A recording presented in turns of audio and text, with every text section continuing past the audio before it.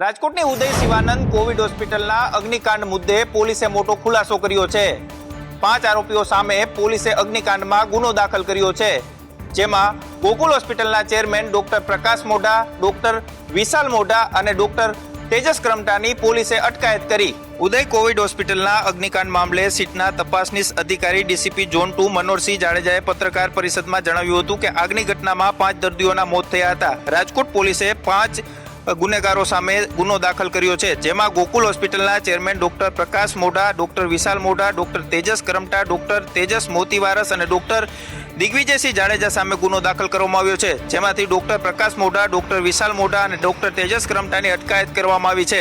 Police તપાસમાં ICU વોર્ડનો emergency gate બંધ હોવાનું સામે આવ્યું છે। ફાયર એક્ઝિટ માટેના જે દરવાજો હતો ત્યાં મશીનો ખડકી દેવામાં આવ્યા હતા અને તેને કારણે ગુંગળામણથી એક દર્દીનું મોત નીપજ્યું હતું। આગ લાગવા પાછળનું સ્પષ્ટ કારણ પોલીસ તપાસમાં સામે આવ્યું નથી। જોકે સીસીટીવીમાં પડદા પાછળ આગ લાગી હોવાના દ્રશ્યો કેદ થયા છે, ત્યારે પોલીસે ડીવીઆરને એફએસએલમાં તપાસ અર્થે મોકલવામાં આવ્યું છે। અમદાવાદ શહેરની અંદર કોરોનાનું સંક્રમણ દિન પ્રતિદિન વધી રહ્યું છે, ત્યારે લોકોના મોત પણ એટલા જ વધી રહ્યા છે। આ સાથે જ સ્મશાનની અંદર લાંબી કતારો જોવા મળી રહી છે। વાળદ સ્મશાનની અંદર અંતિમ ક્રિયા કરવા માટે લોકો મોટી સંખ્યામાં લાંબી કતારોમાં જોવા મળ્યા હતા। અમદાવાદ શહેરની અંદર કોરોનાનું સંક્રમણ જેમ દિન પ્રતિદિન વધી રહ્યું છે, તો સાથે સાથે લોકોના મૃત્યુનો આંક પણ દિન પ્રતિદિન વધી રહ્યો છે। વાળદ સ્મશાનમાં અગ્નિ સંસ્કાર કરવા માટે પણ હવે લોકો વેઇટિંગમાં રહેવું પડી રહ્યું છે। દરરોજ એક સાથે સ્મશાનના 10 કરતાં વધુ લોકોને અગ્નિ સંસ્કાર કરવામાં આવે છે। શહેરમાં મોતનો આંક ખૂબ જ વધી રહ્યો છે। એક સાથે અનેક લાશો સ્મશાનની અંદર જોવા મળી રહી છે। વાળદ સ્મશાનમાં અંતિમ વિદાય આપવા માટે પણ જે સ્મશાનમાં આવતા લોકો છે તેઓએ રાહ જોવી પડી રહી છે। સાથે સતત શવવાહિનીઓ છે તે સ્મશાન તરફ દોડી રહી છે। વાળદ સ્મશાનના કર્મચારીના જણાવ્યા અનુસાર 24 કલાક દરરોજ આ રીતે લાંબી લાઈનો જોવા મળી રહી છે। 24 કલાક કર્મચારીઓ લોકોના અંતિમ ક્રિયા જે છે તે કરી રહ્યા છે। તેમ છતાં પણ હજુ સુધી લોકો સોશિયલ ડિસ્ટન્સનો ભંગ કરી રહ્યા છે અને માસ્ક વગરના પણ ફરી રહ્યા છે। સિવિલ હોસ્પિટલની અવારનવાર બેદરકારી સામે આવતી હોય છે, ત્યારે કોવિડ દર્દીના મૃત્યુથી પરિવારજનોનો આક્ષેપ છે કે હોસ્પિટલની બેદરકારીથી તેમનું મૃત્યુ નિપજ્યું છે। સિવિલની વધુ એક બેદરકારી સામે આવી છે। સિવિલની બેદરકારીથી કોવિડ દર્દીનું મોત નિપજ્યું છે। ટ્રીટમેન્ટના અભાવે મૃત્યુ નિપજ્યુંનો પરિવારનો આક્ષેપ છે। 2 દિવસ પહેલા કોવિડ દર્દીને દાખલ કરવામાં આવ્યા હતા, જેમની તબિયત સારી હતી। સવાર સુધી પરિવારજનોની તેમની સાથે વાત થઈ હતી, જેઓ સિમ્પલ ઓક્સિજન પર હતા, પરંતુ થોડા કલાક બાદ વિડીયો કોલ થતાં જોવા મળ્યું કે તેમનું મૃત્યુ નિપજ્યું છે। મૃત્યુ થયું તે પહેલા ન તો વેન્ટિલેટર તેમને આપવામાં આવ્યું કે ન તો તેમને આઈસીયુમાં ખસેડવામાં આવ્યા। આ બેદરકારીથી પરિવારજનોનો હોસ્પિટલની સામે રોષ વ્યક્ત કર્યો। સવારે દર્દીનું મૃત્યુ થયું હોવા છતાં પણ હોસ્પિટલ દ્વારા પરિવારજનોને જાણ કરવામાં નથી આવી। કોવિડ દર્દીનું મૃત્યુ સવારે 8 વાગ્યા આસપાસ થયું હતું, ત્યારે પરિવારજનોને હોસ્પિટલ દ્વારા જાણ લગભગ 11 વાગ્યા આસપાસ કરવામાં આવી। શહેરમાં કોરોનાનું સંક્રમણ વધી રહ્યું છે, તેવામાં તંત્રની બેદરકારી આવી સામે। દિવાળી પહેલા થતા કોરોના ટેસ્ટિંગ મુસાફરોના એસટી બસ સ્ટોપ અને કાલુપુર રેલવે સ્ટેશન ખાતે કરાયા બંધ। રાજ્યમાં કોરોનાનો ગ્રાફ દિવસે ને દિવસે ઊંચો જઈ રહ્યો છે, તેવામાં સંક્રમણને અટકાવવા માટે તંત્રની ઉદાસીનતા સ્પષ્ટપણે દેખાઈ રહી છે। દિવાળી વેકેશનમાં શહેરમાં આવતા લોકોનું ટેસ્ટિંગ કરાવવું ખૂબ જ અનિવાર્ય હતું, પરંતુ મુસાફરોનું ટેસ્ટિંગ તે જ સમયે બંધ કરી દેવામાં આવ્યું। શહેરમાં આવતા પોઝિટિવ આંકડાઓનું કારણ પણ એક હોઈ શકે છે। કાલુપુર રેલવે સ્ટેશન સાથે જ એસટી બસ સ્ટોપ ખાતે પણ સૌથી પહેલાં ટેસ્ટિંગ મુસાફરોનું શરૂ કરવામાં આવ્યું હતું, જેથી કરીને અમદાવાદ શહેરમાં કોરોનાનું સંક્રમણ ઓછું કરી શકાય। પરંતુ હવે જ્યારે અમદાવાદ શહેરમાં કોરોનાનું સંક્રમણ ચરણસીમાએ છે અને તે જ સમયે તંત્રની ઉદાસીનતા ટેસ્ટિંગમાં સ્પષ્ટપણે સામે આવી રહી છે।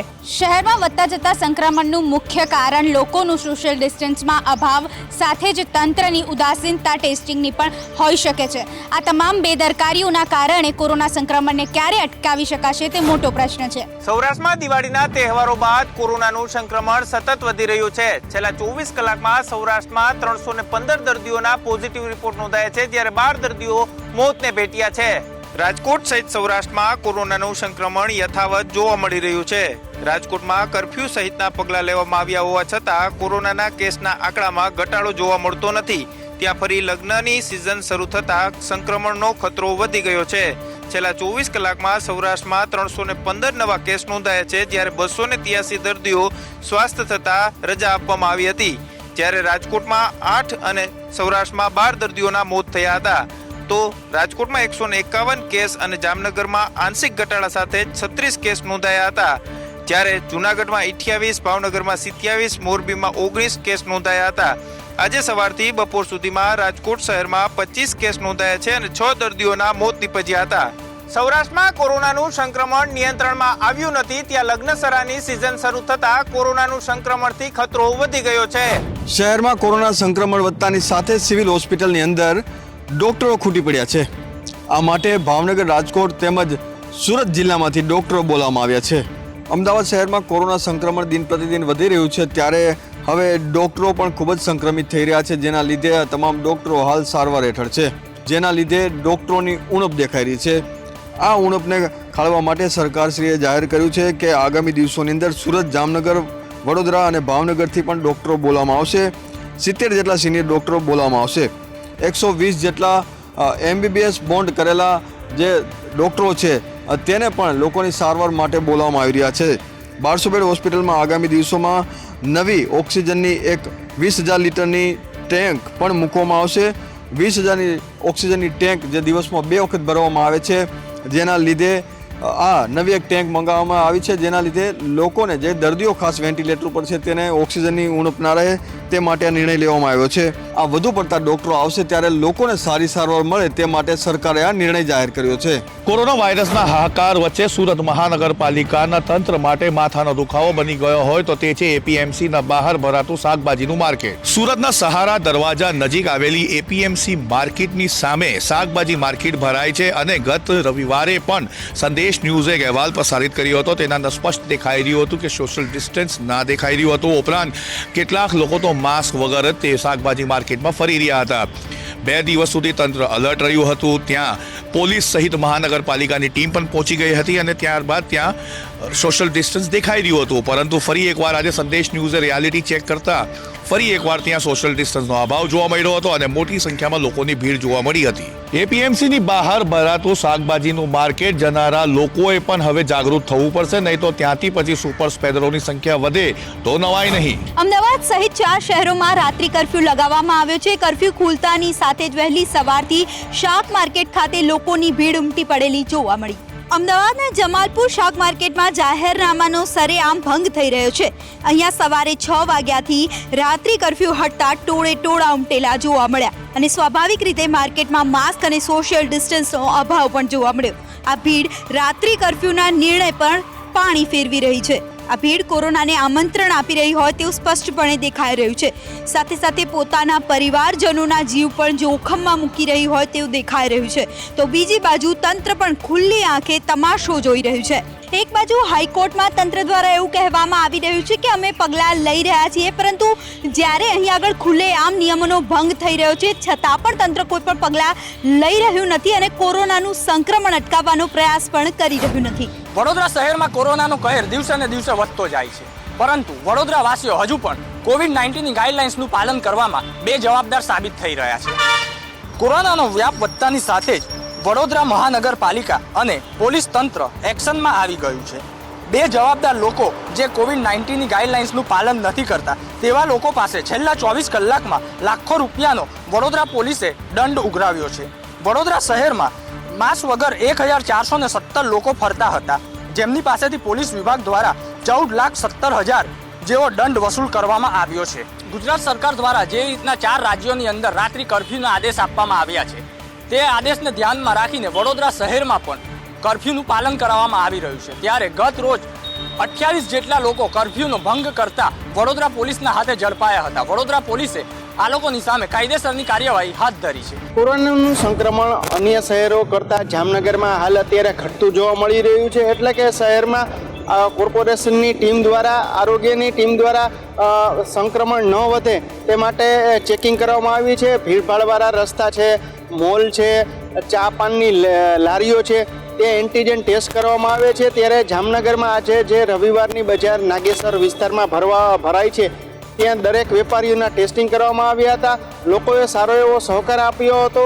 જામનગરના રવિવારની બજારમાં 250થી વધારે વેપારીઓના આજે એન્ટીજન ટેસ્ટ કરવામાં આવ્યા છે.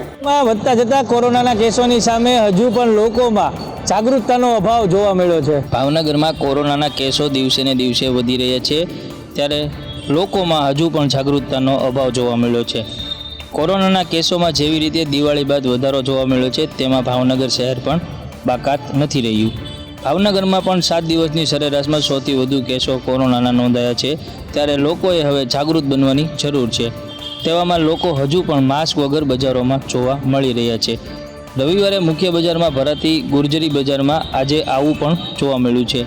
તંત્ર દ્વારા માસ્ક અને સોશિયલ ડિસ્ટન્સના અભાવે રોજ માસ્ક ડ્રાઈવ ગોઠવવામાં તો આવે છે ને લોકોને દંડ પણ ફટકારવામાં આવે છે. તો ગુર્જરી બજાર ઉપર પગલાં ક્યારે લેવામાં આવશે તે જોવું રહ્યું. મનપા દ્વારા મોટી મોટી દુકાનોમાં માસ્ક અને સોશિયલ ડિસ્ટન્સના અભાવને લઈને સીલ કરવામાં આવે છે. ત્યારે રવિવારે મુખ્ય બજારમાં ભરાતી ગુર્જરી બજાર ઉપર તંત્ર ક્યારે પગલાં લેશે તે એક મોટો સવાલ છે. રાજકોટમાં રાત્રિ કર્ફ્યુ દરમિયાન માસ્ક બાબતે પોલીસે રોકતા પતિ પત્ની વચ્ચે થયો ઝઘડો. રાજકોટના ત્રિકોણબાગ નજીક માસ્ક બાબતે રાત્રિ કર્ફ્યુના પોલીસે બાઇક પર આવેલા પતિ પત્નીને રોક્યા હતા. બાઇક ચાલકની પત્નીએ માસ્ક ન પહેર્યું હોવાથી પતિ તેની પત્નીને માસ્ક પહેરવા બાબતે સમજાવી રહ્યો હતો, પણ પત્ની ન માનતા પતિએ પોલીસની હાજરીમાં જ ફડાકો ઝીકી દીધો હતો. જોકે આ વિડીયો સોશિયલ મીડિયામાં ધૂમ વાયરલ થઈ રહ્યો છે, જેમાં માસ્કનો દંડ ભરવા બાબતે પત્ની પોલીસ સાથે માથાકૂટ કરી રહી છે. મહિલા વિડીયોમાં કહે છે કે મારી પાસે દુપટ્ટો કે એવું કાંઈ નથી તો કેમ બાંધવું, પૈસા થોડા મફત આવે છે તો આપણે 1000 રૂપિયા આપી દઈએ. પતિએ કહ્યું હતું કે તું સાડી અત્યારે બાંધી લે. પત્નીએ ના પાડતા પતિએ પોલીસની હાજરીમાં જ ફડાકો ઝીકી દીધો હતો, જેથી પોલીસ દોડી આવી હતી અને પતિ પત્નીને જવા દીધા હતા. પોલીસની હાજરીમાં જ મહિલાને તેના પતિએ માર મારતા પોલીસે ફરિયાદ નોંધાવવા મહિલાને કહ્યું હતું. જોકે મહિલાએ ફરિયાદ નોંધાવવાનો ઇનકાર કર્યો હતો. વડોદરા મહાનગરપાલિકાની ટીમ દ્વારા ડાહી સાસરે ના જઈને ગાડાને શિખામણ આપે કહાવતને સાર્થક કરવામાં આવી રહી છે. વધતા જતા કોરોનાના કેસોને ડામવા વડોદરા મનપા દ્વારા અલગ અલગ ટીમો બનાવી દુકાનો, મોલ તથા ભીડભાડવાળી જગ્યાઓ પર સોશિયલ ડિસ્ટન્સનું પાલન કરવામાં આવી રહ્યું છે. ત્યારે વડોદરામાં સોશિયલ ડિસ્ટન્સનું પાલન કરાવવા નીકળેલા અધિકારીઓ જાતે જ સામાજિક અંતર જાળવવામાં નિષ્ફળ સાબિત ગયા છે. મંગળ બજાર બંધ કરાવવા નીકળેલા વોર્ડ ઓફિસર સહિત પોલીસ કર્મચારીઓ એક જ કારમાં ગીચોગીચ બેસી અને વેપારીઓને નિયમોનું પાલન કરવા સલાહ આપી રહેલા નજરે ચડ્યા હતા. COVID-19ની ગાઈડલાઇન્સનું પાલન કરવા માટે નીકળેલા મનપાના અધિકારીઓને જ્યારે વેપારીઓએ નિયમ દેખાડ્યા ત્યારે કાર્યવાહી પડતી મૂકીને મનપાના અધિકારીઓ પોતે ઘટના સ્થળેથી નીકળી ગયા હતા. સુરતના હીરા ઉદ્યોગમાં કોરોનાના કેસોની સંખ્યા વધતા ચેમ્બર અને હીરા ઉદ્યોગકારોએ જનજાગૃતિ અભિયાનની શરૂઆત કરી છે. કોરોના વાયરસની હાલની સ્થિતિમાં સરકારની ગાઈડલાઈનનું ચુસ્તપણે લોકો પાલન કરે તે માટે ચેમ્બર ઓફ કોમર્સ અને હીરા ઉદ્યોગકારો દ્વારા જનજાગૃતિ અભિયાન શરૂ કરવામાં આવ્યું છે, જેના ભાગરૂપે હીરા ઉદ્યોગના જે 2 મુખ્ય બજારો છે તેની અંદર રેલી સ્વરૂપે કાઢવામાં આવ્યું હતું. આ રેલી વરાછા રોડ, મિની બજાર, ચોકસી બજાર અને મહિધરપુરા હીરા બજારમાં ફરી હતી. રેલીને ઠેર ઠેર પ્રતિસાદ પણ મળ્યો હતો. શહેરના મહિધરપુરા, વરાછા સહિત હીરા બજાર અને ચોકસી બજારમાં નીકળેલી કોરોના અંગેની જનજાગૃતિ રેલીમાં ચેમ્બર પ્રમુખ દિનેશ નાવડિયા દ્વારા કોરોનાના સંક્રમણથી બચવા ફરજિયાત માસ્ક પહેરવા, સોશિયલ ડિસ્ટન્સ જાળવી રાખવા અંગે લોકોને જાગૃત કરવામાં આવ્યા હતા. સાથે સાથે જે છે યમદૂતના વેશમાં એક વ્યક્તિને લઈને આવીને સ્પષ્ટતા કરવામાં આવી હતી કે કોરોના વાયરસ તમારો જીવ લેવા માટે આવી રહ્યો છે, જેથી તમે સોશિયલ ડિસ્ટન્સ રાખો અને માસ્ક પહેરી રાખો. હીરા ઉદ્યોગમાં હાલ સુધી કુલ 3873 જેટલા લોકો સંક્રમિત થયા છે. ત્યારે અન્ય લોકો કોરોનાની ઝપેટમાં ના આવે તે માટે જાગૃતતા લાવવા રેલી કાઢવામાં આવી. અમદાવાદ વાસીઓ માટે ખૂબ જ 2 સારા સમાચાર છે. અમદાવાદ શહેરના 2 મોટા બ્રિજ, સાણંદ સર્કલનો બ્રિજ તેમજ પકવાન 4 રસ્તા પરનો બ્રિજ છે તેનું લોકાર્પણ થવા જશે, જેના લીધે અમદાવાદ વાસીઓને ટ્રાફિકની સમસ્યામાંથી રાહત મળશે. અમદાવાદ શહેરીજનો માટે આગામી દિવસોમાં 2 મોટા બ્રિજ છે તે ખુલવા જઈ રહ્યા છે. સોમવારે આ લોકાર્પણ કરવામાં આવશે, જેમાં સાણંદ સર્કલ પર બનાવેલા ફ્લાયઓવર બ્રિજ તેમજ પકવાન 4 રસ્તા પર બનાવેલા ફ્લાયઓવર બ્રિજનું લોકાર્પણ કેન્દ્રીય ગૃહમંત્રી અમિતભાઈ શાહ દ્વારા કરવામાં આવશે. આ પ્રસંગે મહેસૂલ મંત્રી કૌશિકભાઈ પટેલ, ગૃહ રાજ્યમંત્રી પ્રદીપસિંહ જાડેજા તેમજ સાંસદ અને ધારાસભ્યો અને પદાધિકારીઓ પણ હાજર રહેશે. આ બંને બ્રિજની કુલ કિંમત 71 કરોડ રૂપિયાના નિર્માણથી બનાવવામાં આવી છે.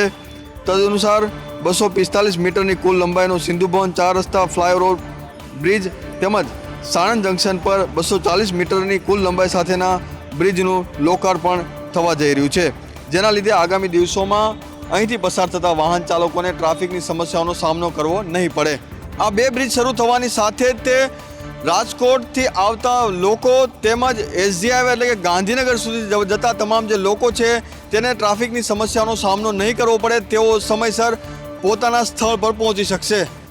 અમદાવાદ કેવડિયા સી પ્લેનને લઈને સ્પાઇસ જેટના પ્રવક્તાની સ્પષ્ટતા. આગામી 15 ડિસેમ્બરે સી પ્લેન ભરશે ઉડાન. અમદાવાદ કેવડિયા વચ્ચે આજથી 1 મહિના પહેલા સી પ્લેન સેવા શરૂ કરવામાં આવી હતી. જો કે 1 મહિનાની અંદર જ આ સી પ્લેન સેવાને બંધ કરવી પડી છે.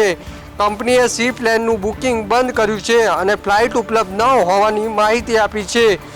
આમ સમગ્ર મામલાને લઈને સી પ્લેન અંગે સ્પષ્ટતા કરતા સ્પાઇસ જેટના પ્રવક્તાએ ટિપ્પણી કરી છે અને તેમનું કહેવું છે કે સી પ્લેન આગામી 15 ડિસેમ્બરથી ઉડાન ભરશે. મેન્ટેનન્સના કારણે અગાઉથી જ તારીખ છે તે નક્કી કરવામાં આવી હતી અને તેના જ કારણે 17 નવેમ્બર પછી બુકિંગ લેવાના પણ બંધ કર્યા હતા અને અત્યારે મેન્ટેનન્સ ચાલતું હોવાથી સી પ્લેન સેવા બંધ છે. મેન્ટેનન્સના કારણે આગામી 15 ડિસેમ્બર સુધી સી પ્લેન સેવા બંધ રહેશે.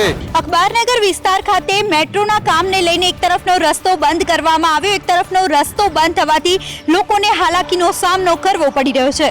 અમદાવાદ શહેરમાં અનેક જગ્યાઓ પર મેટ્રોના કામ ચાલી રહ્યા છે. ખોદકામ કરીને કામ રજડી રહ્યું છે. રસ્તાઓની હાલત બિસ્માર જોવા મળી રહી છે. ત્યારે અખબારનગર ખાતે મેટ્રોના કામને લઈને એક બાજુનો રોડ છે જે બંધ થતાં લોકોને હાલાકી પડી રહી છે. ડાયવર્ઝન આપતા પીક અવર્સમાં ટ્રાફિક જામની સમસ્યા સર્જાઈ રહી છે. હાલ તો આ રસ્તો શિવમ એપાર્ટમેન્ટના રહીશોએ જ ઉપયોગમાં લેવાની સૂચના આપવામાં આવી છે. ત્યારે જોવાનું રહ્યું કે કેટલા દિવસમાં આ કામ પૂર્ણ થશે અને રસ્તો શરૂ કરવામાં આવશે. ચહલ પહલ વાળો અખબારનગરનો એક તરફનો રસ્તો બંધ કરવાથી ડાયવર્ઝનના કારણે લોકોને ઘણું ફરવું પડી રહ્યું છે અને ટ્રાફિક જામની પણ સમસ્યા થઈ રહી છે. ત્યારે જોવું રહ્યું કે આ કામ ક્યારે પૂર્ણ થશે અને તે રસ્તો છે તે ખોલવામાં આવશે. સુરતની સુમુલ ડેરી વધુ એક વાર વિવાદમાં આવી છે. એમડી દ્વારા રાજીનામા તો આપવામાં આવ્યું છે, બીજી તરફ એચઆર અને ખરીદ મેનેજરની પણ મહારાષ્ટ્રના નાસિક ખાતે બદલી કરી નાખવામાં આવી છે. છેલ્લા કેટલાક સમયથી સુમુલ ડેરીના નવા વિવાદો બહાર આવી રહ્યા છે. અચાનક જ મેનેજિંગ ડિરેક્ટર સૌજી ચૌધરીએ રાજીનામું આપી દીધું છે. જો કે તેઓએ આપેલું રાજીનામામાં એવું જણાવ્યું છે કે અન્ય કંપનીમાં સારી તક મળે તેમ હોવાથી આ રાજીનામું આપી રહ્યો છું. જોકે સુમુલમાં ચાલતી સત્તાની સાટમારીના કારણે રાજીનામું આપી દીધી હોવાની પણ ચર્ચાઓ શરૂ થઈ ગઈ છે. સૌજી ચૌધરીએ આપેલા રાજીનામાને બોર્ડ ઓફ ડિરેક્ટરે સ્વીકારી પણ લીધું છે. તો બીજી તરફ જે ખરીદ અને એચઆર મેનેજર હતા આરતી મહેતાએ પણ અચાનક બદલી કરી નાખવામાં આવી છે. તેમની બદલી નાસિક ખાતે કરવામાં આવી છે. જોકે સુમુલ ડેરી સહિત રાજ્યની તમામ દૂધ ઉત્પાદક મંડળી અમૂલની સાથે જોડાયેલી હોવાની સુમુલનો કોઈ પ્લાન્ટ નાસિકમાં નહીં હોવા છતાં અમૂલના તાબા હેઠળ આવેલી નાસિક મંડળીમાં બદલી કરવાનો નિર્ણય લેવામાં આવ્યો છે. એકનું રાજીનામું તો એકની બદલી. એને જોતા એવું લાગી રહ્યું છે કે સુમુલની વહીવટી વિભાગમાં હજુ પણ અનેક બદલીઓ આવે તેવું લાગી રહ્યું છે. રાજકોટના બેડી માર્કેટિંગ યાર્ડમાં મગફળીની મબલક આવક થતા આવક બંધ કરવામાં આવી. મગફળીની આવક કરતા વેચાણ ઓછું થતા આ નિર્ણય લેવામાં આવ્યો. રાજકોટના બેડી માર્કેટિંગ યાર્ડમાં મગફળીની મબલક આવક થતા આવક બંધ કરાય છે. યાર્ડના ચેરમેન ડીકે સખિયાએ નિવેદન આપતા જણાવ્યું હતું કે યાર્ડમાં મગફળીની આવક કરતા વેચાણ ઓછું થઈ રહ્યું છે. આવક 1,25,000 ગુણી છે, જ્યારે વેચાણ દરરોજ 15 થી 20,000 ગુણીનું જ થઈ રહ્યું છે. સાથે જ આવક વધુ હોવાથી બેડી માર્કેટિંગ યાર્ડમાં ગ્રાઉન્ડ પણ નાનું પડી રહ્યું છે, જેથી નવું બનાવવા માટે કોન્ટ્રાક્ટ આપવામાં આવ્યો છે. 5 દિવસ બાદ ફરી એક વખત મગફળીની આવક શરૂ કરવામાં આવશે. માત્ર 4 કલાકમાં જ 1.25 લાખ ગુણીની આવક થતા આવક બંધ કરવી પડી રહી છે. ચાલુ વર્ષે સૌરાષ્ટ્રમાં પડેલા સારા વરસાદને કારણે મગફળીનું મબલક ઉત્પાદન થઈ રહ્યું છે. સાથે જ ખેડૂતોને પૂરતા ભાવ મળી રહ્યા હોવાથી ખેડૂતો ટેકાના ભાવે નહીં પરંતુ ઓપન માર્કેટમાં વેચાણ કરી રહ્યા છે. જૂનાગઢના ઉપરકોટ વિસ્તારમાંથી જે ઉત્ખનનની કામગીરી ચાલી રહી છે તેમાં પ્રાચીન અવશેષો મળી આવ્યા છે. જૂનાગઢની ઐતિહાસિક ધરોહર ગણાતા ઉપરકોટ વિસ્તારમાંથી પ્રાચીન માટીના વાસણો મળ્યા છે. ખાસ કરીને રાણાગીરીના મહેલ પાસેથી આ પ્રાચીન માટીના વાસણોના અવશેષો મળી આવ્યા છે. ઉપરકોટમાં ઉત્ખનન થાય તો ઘણા અવશેષો જે બહાર આવે તેવી પૂરેપૂરી શક્યતા છે. ઉપરકોટના જીર્ણોદ્ધારની કામગીરી ચાલી છે ત્યારે રાણાગીરીના મહેલ પાસેથી આ અવશેષો મળી આવતા પુરાતત્વ ખાતાએ હસ્તગત કર્યા છે અને અડીકડી વાવ પાસેથી પણ પ્રતિમાનું કોતરણી કામ કરેલા ઈડોર પણ મળી આવ્યા છે. આમ જોઈએ તો ઉપરકોટમાં કિલ્લાનું યોગ્ય રીતે ઉત્ખનન થાય તો હજી પણ ઘણા પ્રાચીન અવશેષો મળે તેવી પૂરેપૂરી શક્યતા છે. આ પ્રાચીન માટીના જે અવશેષો મળી આવશે તેના જે હસ્તગત કરવામાં આવ્યા છે અને તેના ઉપર જે છે શોધખોળ કરવામાં આવશે અને કેટલા સદી જૂના છે આ અવશેષો તે જાણવા મળશે.